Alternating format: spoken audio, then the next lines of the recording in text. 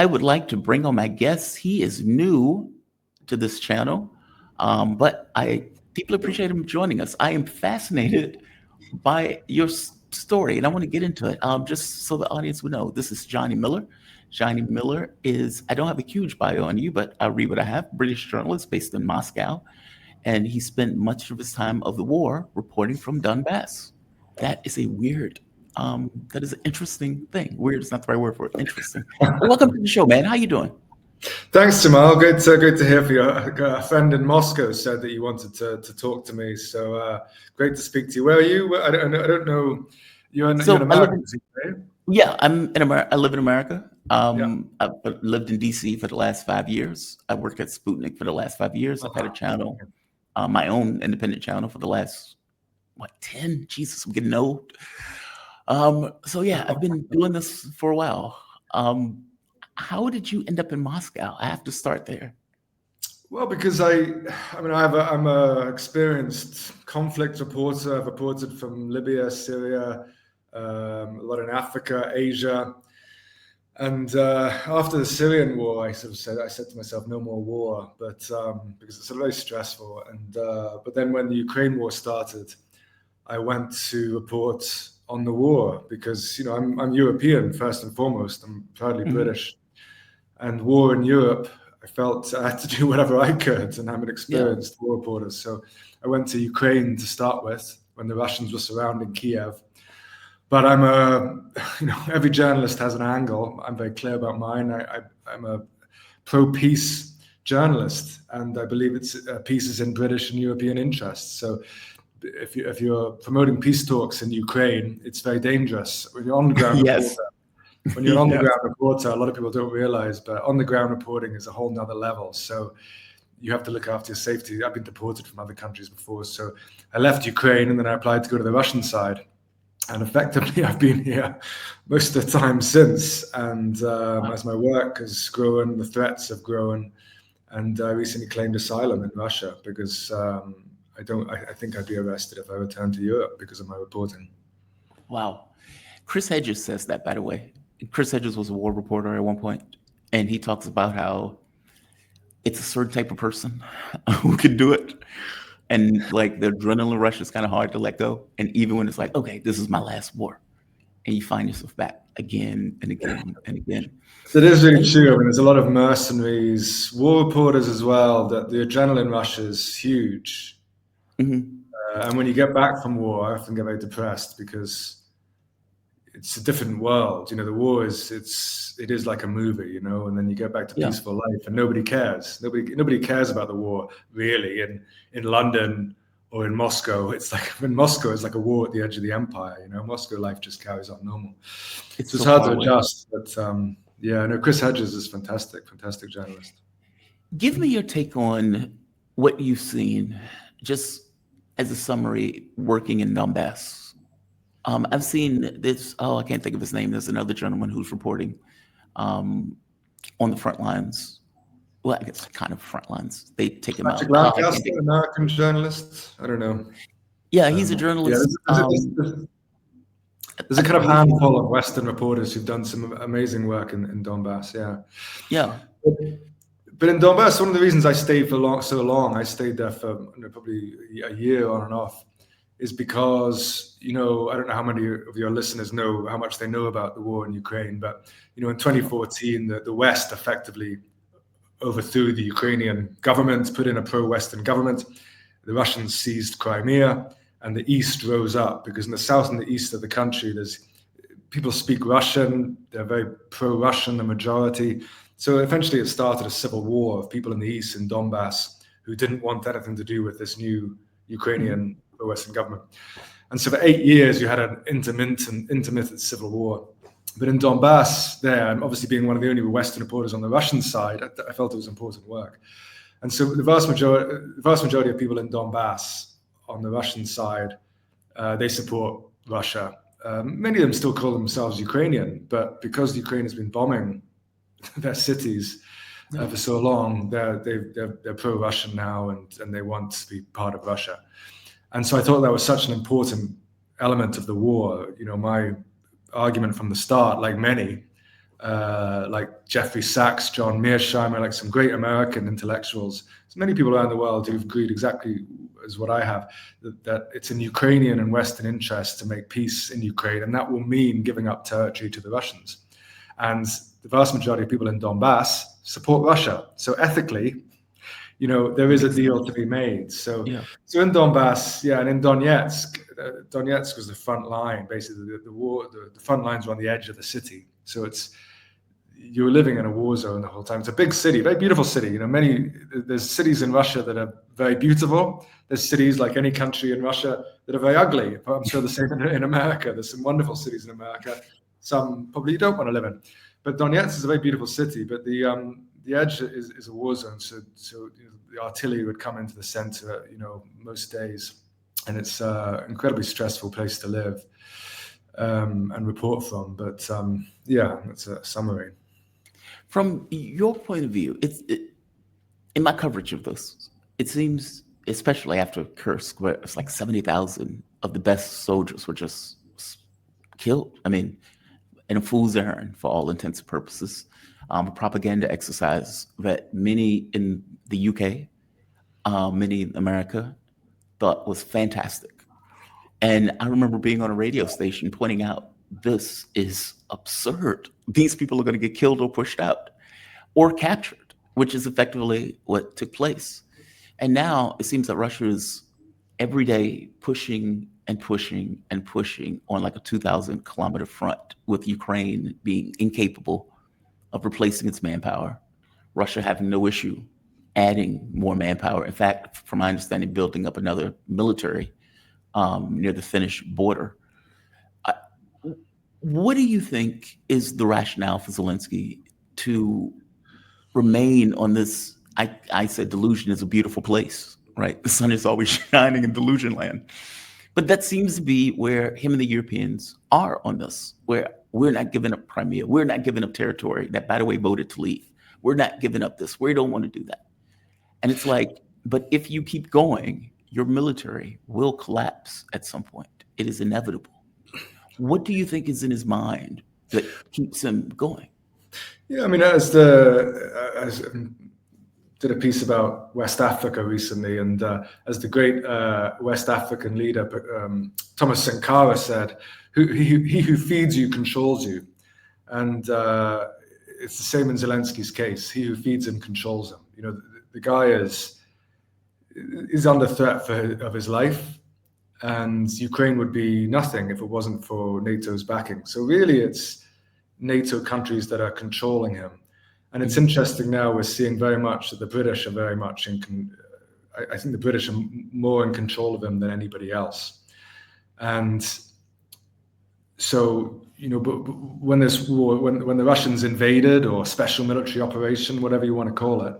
It was an invasion. I mean, I know the Russians technically it's an invasion, but the Russians call it a special military operation. Special military operation, They don't like the term invasion, but okay. Yeah. If it was a real war, there'd be nothing left of Kiev now. So whatever you want to call it, I don't know. People are pro-Russian, pro-Western. I don't really care. Call it whatever you want. But the Ukrainians, if it was left up to them, they would have done a peace deal. There was huge peace negotiations in Istanbul. The Israeli prime minister said we are close to a deal. If they were left to themselves, Ukraine would have done a deal and said, okay, look, instead of war, we will give you Donbass, we will give you Crimea, and let's just call it quits. But the British and the Americans said, no, fight, and we will back you and we will win. That's what will be written in the history books. And so Zelensky was really left with no choice. And frankly, if Zelensky had said no, they would have got rid of him. There was a negotiator in those talks, Ukrainian, who was shot dead, killed in Kiev. Who killed him? There's a lot of shady things going on. And so essentially, Zelensky, I have sympathy with him. I have sympathy with most people, to be honest, who are under threat. And so they don't really control things. There's also the Ukrainian ultra-nationalists. Right. They kill him as well. So really, it's who controls him. What we've seen recently with Trump, I've become a bit of a Trump fan. I'm a leftist myself, but have you? Well, just because my life has been 3 years this war, and trying to promote peace in Europe. And Trump has tried his best to promote peace in Europe. But it looks like he's failing. And the British view is winning, that this vague hope they have of the Russian economy collapsing in the next year, which is based sheerly on wishful thinking.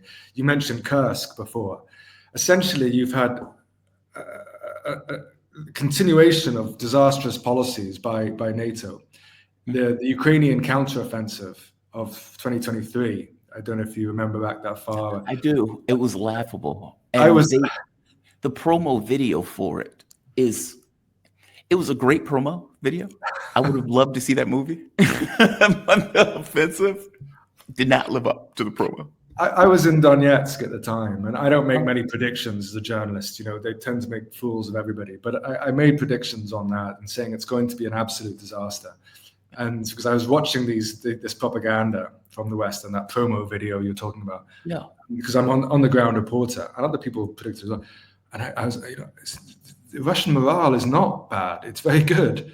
The Russians are very organized. They've made a lot of mistakes, but they run their military pretty well, and they're pretty fierce people. So I could see the counteroffensive was going to be a disaster, and it was I thought they'd have more success, to be honest, than they did, but they basically had no success. It was and it's come out now. Even the British press has accepted that it was largely the British who were organizing it. Mm-hmm. And of course, you say the Kursk offensive. The Kursk offensive. The only reason the Kursk offensive, for listeners who don't know, when the Ukrainians effectively tried to invade Russia, which made no sense. The only reason they had initial success inside Russia is because the Russians never expected it, because it was obviously the most stupid, crazy move. Yeah. Why would you ever do that? Yeah. So they had initial success, and now, of course, the Russians are taking them out. But there's been attempt after attempt, because when you're playing a losing game, you get desperate. And the chances of Ukraine winning this war, I mean, maybe in one of the hundreds of parallel universes, they've been able to do it from a sheer coincidence of miracles. But when you're playing a losing game, you get desperate. So you just have these desperate attempts over and over again. And this is what's happening again now with the continuation of war. There's just this vague hope that maybe Russia's economy will collapse in the next year and they'll be able to achieve something. But it's just vague hope. So they are sacrificing thousands of Ukrainians a week, a day, whatever that number is, on this vague illusion that the Russian economy that is doing better than pretty much every other European economy, and I said that literally, that's going to collapse, as opposed to the European economies that are being deindustrialized because they no longer have access to Russian energy. That is astonishing. That's exactly it. And you have, there is a deep incompetence in the British military establishment and political establishment, and it is very difficult to understand the reasoning of it, because it's damaging British interests, it's damaging European interests, and the war is not winnable. So why carry it on? And a lot of it is simple kind of groupthink, and people not being able to accept that they were wrong. And of course, when you go into war mode, you silence all critics. So that's why I've had to claim asylum in Russia. I've had such serious death threats, constant phone hacking, smear articles about me. British academics, they will go after them. There's an article recently in Alternative Press about Britain's best Russia expert, who's a wonderful academic who works at a nice English university and is Britain's best expert on Russia. Not some revolutionary guy, just an academic. Yeah. And they went after him and tried to make him lose his job, to silence him. In America, you have a bit more freedom because you have the MAGA movement. Even conservative Americans, it's not just the kind of alternative journalist like yourself, Jamal. I don't know if that's the right way to describe you, probably. But also you have many conservatives in the MAGA movement. So you've had more freedom. Tucker Carlson, for example. I don't disagree much with Tucker Carlson. But in Britain, you don't even have that. So they've just gone after everybody to silence them. And so you just have this idea that just doesn't get questioned. I will tell you that the Biden administration eliminated my network from the airwaves. I effectively lost my job. Wow. Working on. So yeah, we have a First Amendment, but there are ways around it. if that makes sense. You are right. Tucker Carlson has been probably one of the most outspoken voices on it. So you're a Trump fan now? No, no, not the least. But honestly, do you feel, because I speak with, and I'm friends with, I can say this, friends with Tara Reid. I don't know if you know Tara Reid, American woman who I've spoken with her a few times. So we sit and have lunch sometimes in Moscow. Oh, very cool. Yeah, Tara Reid she's cool. But we talk about, because she's been really targeted. And so she's left-wing Democrat, but she likes Trump now just because the idea of your enemy's enemy is your friend, etc. So, but can I ask you, do you feel more free as a journalist doing what you're doing under Biden or Trump? So it kind of depends on what you're talking about, right? Like Donald Trump has been completely obsequious to Israel, and because he's been that way towards Israel, he's been silencing criticism of Israel. He's been kicking people out of the country. In this case, he's been deporting people who are here for college or education and those type of things. So if you are talking about that, less so. If you're talking about the war, more so, because, but to be fair though, Joe Biden couldn't really get around the First Amendment.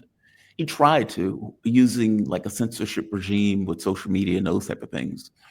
Once Musk bought Twitter, okay, that was over with. But more free, that one's tough. I would say yes, just because Donald Trump, his point of view in this case is, all things being equal, he would like to end the war. But I'm putting it in quotes, because what Donald Trump wants in regards to ending the war, it's nonsense. He doesn't quite get that from the Russian perspective, it's existential. And what they want is to deal with the actual reasons that the war started, the expansion of NATO, no NATO in Ukraine, the notion of going after Russian speakers. Like there's a list of things that they effectively want. And in considering that from their point of view, we won this war. Like you guys lost. Like you provoked us. You touched the stove was hot. We won. So you don't get to dictate terms to us. And so you have a president who's completely incapable of eating crow, incapable of looking weak, as opposed to just walking away like Steve Bannon said, walk the F away. And you could say that's Joe Biden's war. I don't want to have anything to do with it. Donald Trump didn't want to be lambasted as it's your fault that Ukraine lost, despite the fact that Ukraine lost because Russia beat it, right? And so he has now ensconced himself even more into this war, even approving $50 million in weapon sales to Ukraine. So the president that was supposed to be ending the war in 24 hours, nobody believed it, whatever, it's hyperbole, is now further involved in this conflict in a way that it seems to have completely broken down any notion of peace negotiations, because what Donald Trump wants is a frozen conflict, something that Russia is not going to accept. Give me a take on that, by the way. I mean, do you agree with that? I do believe Trump genuinely wanted peace. And even when he talks about thousands of men dying a week, I actually believe that he cares about that. The man is human. I mean, I genuinely, listen, one day he'll care about Europeans dying a week and next day he'll bomb Yemen. Okay, so I get it. But there are differences. Exactly. But my point is that I genuinely believe that he is also a human being and he does actually have feelings.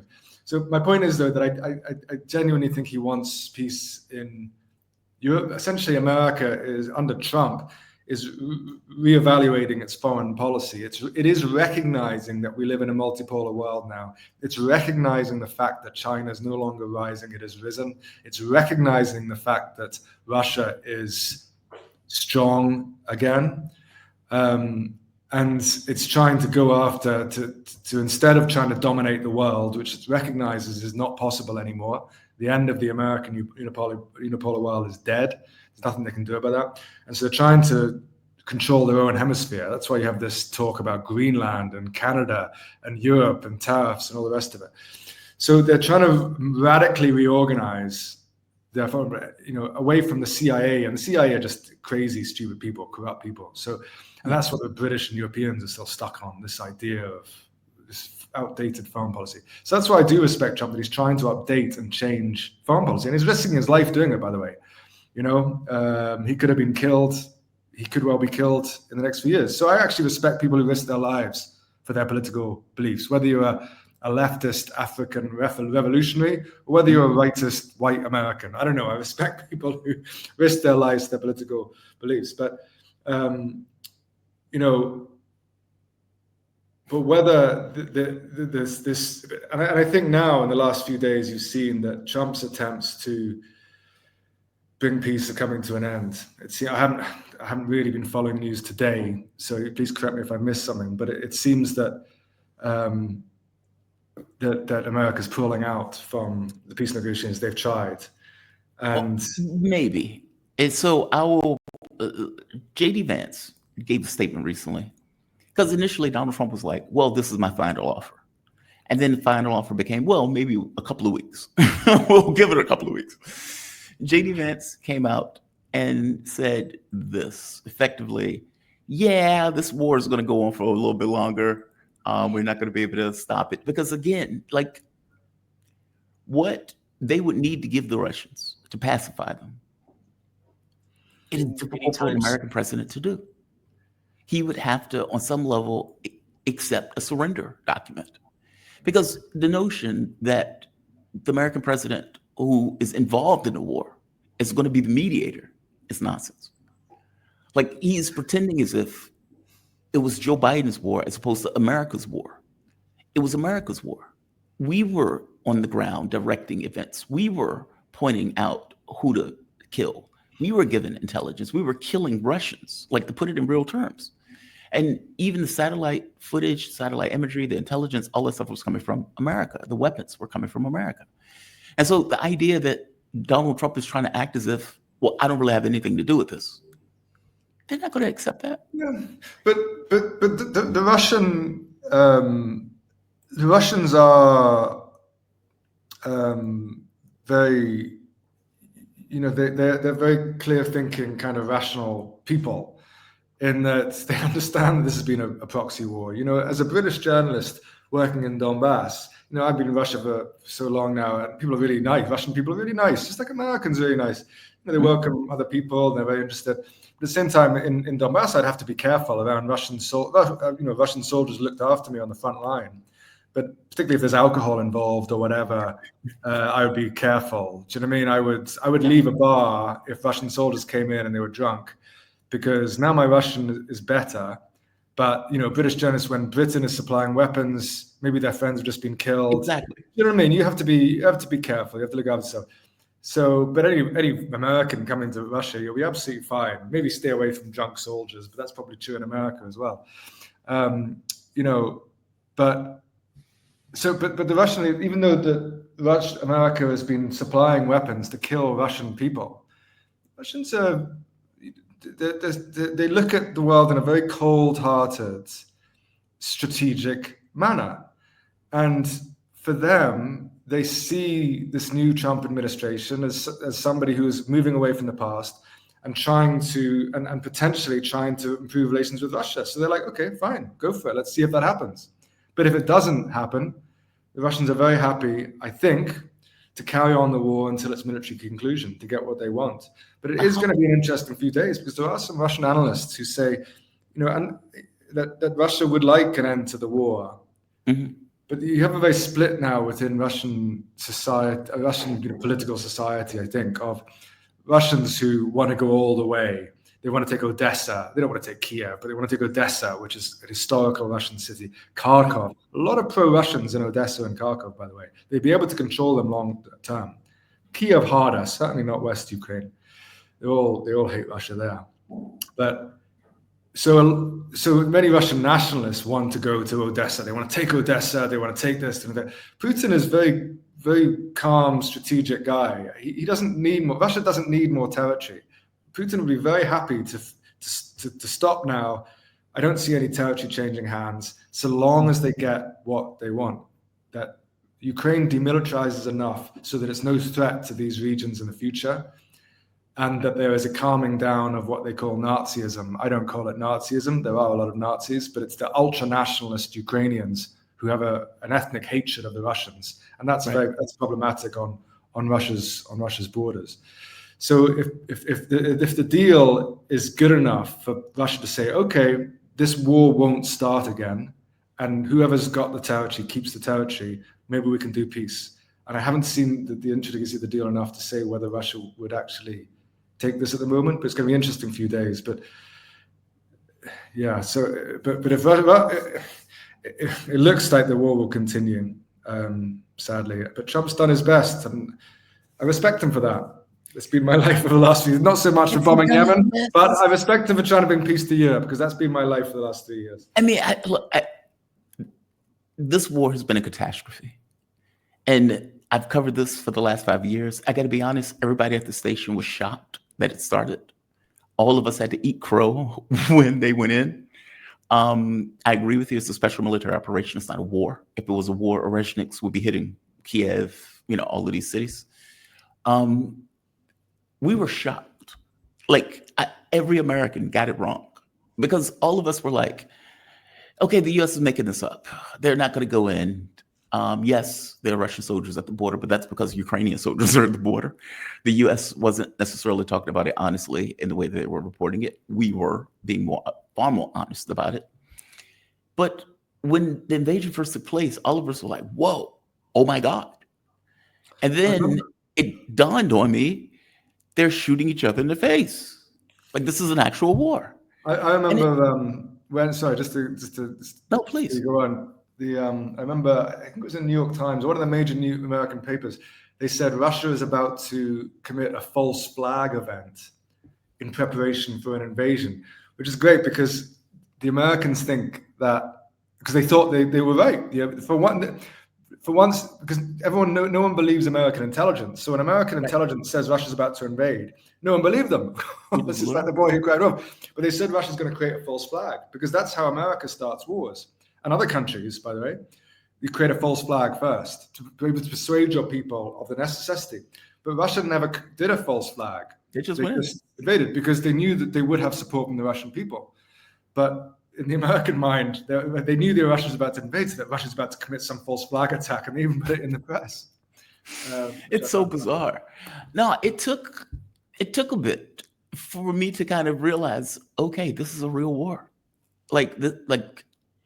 This is a catastrophe. All of these people are dying for no reason. It never needed to take place. You had Minsk 1 and 2, they blew it off. Not just blew it off, they were like, we used it as a pretext in order to build up a massive military. Like, you had all of these things, and then you had Putin begging for people to come to terms with him.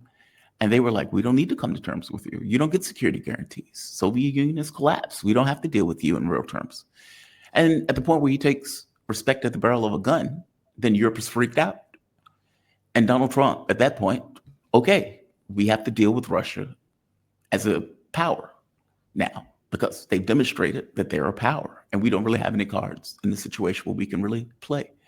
I mean, I guess my thing is, if Donald Trump really wanted to get a deal, this frozen conflict stuff wouldn't, yes, no part of NATO. Yes, the Crimea is Russian territory. But Russia is wanting recognition of the territories that they've taken and that have voted to leave and be part of the Russian Federation. I mean, for God's sake, it's part of the Russian Constitution at this point. And it's like, okay, how do you get that? Like, that's a surrender, right? I mean, that's where the government of Ukraine formally recognizes these are your territories. Mm-hmm. And how do you get them to do that, short of Ukraine just fundamentally surrendering? And the catch becomes, is Russia willing to accept something less than that? You are there, I'm not. I think Putin would accept less than a lot of people think. But only if that there is a kind of guarantee that the war won't start again. I mean, for the regions taken, Donbass, Zaporozhye, Kherson, Russia controls most of these regions, but it doesn't control Zaporozhye city, which is the capital of the Zaporozhye city, which is a big city. That the Ukrainians have that. They also don't control Kherson city, which is a small city, but it's the capital of Kursk. But that's on the other bank of the Dnipro River. So I think that the Russians would be very happy, even though I've had arguments with Russian people about this, but I'm sure I'm right, that Russia would say to them, okay, we don't need, even though it's in their country, we'll give you those cities, even though they're our territory, but they're on Ukraine. Ukrainians control them. That I believe that essentially no territory will change hands unless it's strategically valuable for both sides that they agree. For the Ukrainians and NATO to give up a huge city like Zaporozhye, I can't see that happening. So I think Russia, that's a negotiating tool, and Russia will essentially say, okay, you know what? We want peace so much, we will give you these places we no longer want anymore. It's a negotiating tactic, in my view. But essentially, and will they get recognition from Ukraine that these regions are part of the Russian Federation? I don't think Ukraine and NATO can give that at the moment. And I think Russia would be happy with that. The Russians are, they don't want to end this war and say we defeated all of NATO, we're the best. No, the Russians simply interested in securing their interests and their security. So I don't think they would need NATO to say, okay, this area is just an agreement that maybe in the future, just like Crimea, if that's given part of Russia, maybe in 10 years' time we can accept that that's part of the Russian Federation.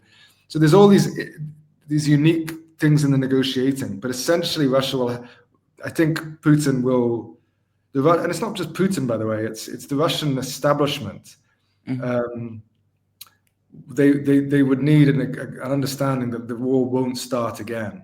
It's that part. How do you, that's difficult. How do you do that? It's that part. But also, how do you denazify, as I said, exactly. Because that's get rid of the extremists in Kiev. How do you do that without tanks in the capital and overthrow the regime? So I've always known that Russia will not lose this war, but how exactly do they actually end it? That is actually, and that's still to be decided. I've been asking that question for a year because I couldn't figure out how they stop. It seems like once you start, you can't. I asked that question yourself. I asked that question to Russian politicians, to Russian soldiers on the front line, and nobody really knows. It's kind of nobody has an answer. Nobody has an answer. The most common one I've heard is we need to send our tanks into Kiev. When you take the capital, that's how a war ends. I mean, that's just the most common argument of, politically educated people, whether they be frontline soldiers or Russian politicians, but nobody really knows. Not even Vladimir Putin knows. Nobody knows how it ends. But ultimately, oh, please. No, I'm sorry. Especially now, if there's no peace, it'll only get worse for Ukraine and for NATO, and Russia will only be ultimately in a stronger position. That's my argument, and I argue, that's my argument and the argument of many. That's a rational argument, but that's not the argument that Europe is accepting. No, which is wild to me. That's why I keep saying delusion is a beautiful place.